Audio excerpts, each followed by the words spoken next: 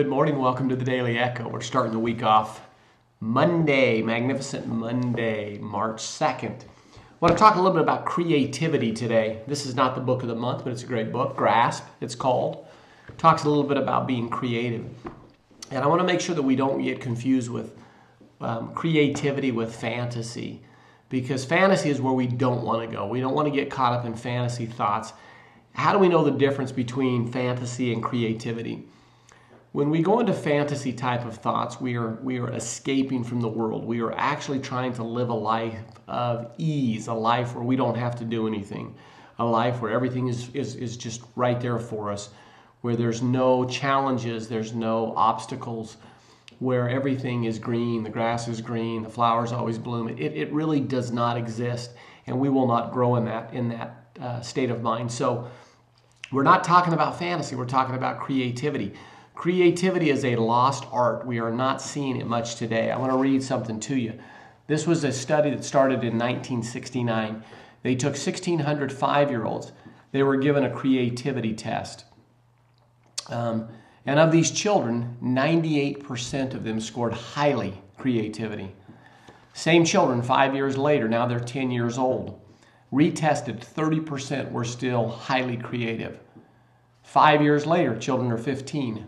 12% were ranked in the category. More revealing was that of the 250,000 adults over the age of 25 also took the same test, 2% creativity. So what does this prove to us is that over time, we begin to be less creative, basically because of what the world teaches us, or maybe because we don't deem creativity as anything useful. It's similar to the story of an elephant. When baby elephants are young, they're tethered to a pole. And at that time, they cannot break through.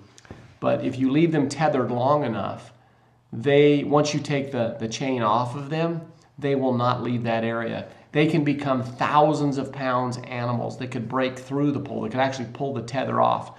But because they've been reined in and they've been tethered, they know they stay in that same area and never use that creativity. Or use their strength like we don't use our creativity. Why is creativity so important?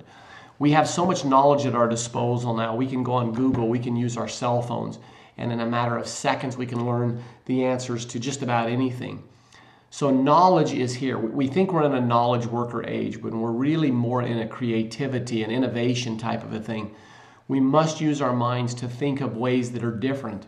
Most of the time when you and I go into creativity modes, we're looking for an answer that has already been developed to maybe the challenge that we have.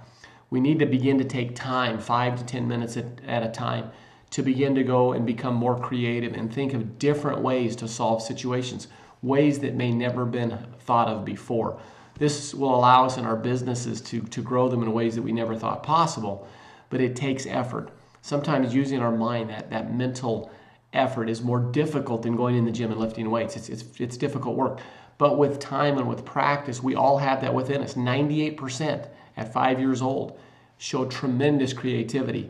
Over time, that's taken away from us. So this week, as you move forward, the challenge would be to start to take a few minutes and go off and think of different creativity ways. Doodle, write things down, make mind maps. Different ways to start to allow the brain to start to use its creativity abilities, because that's where the solutions to many of the challenges we have will come. Have a magnificent Monday. We will talk with you again tomorrow on Tremendous Tuesday. As always, thanks for taking time to watch The Echo.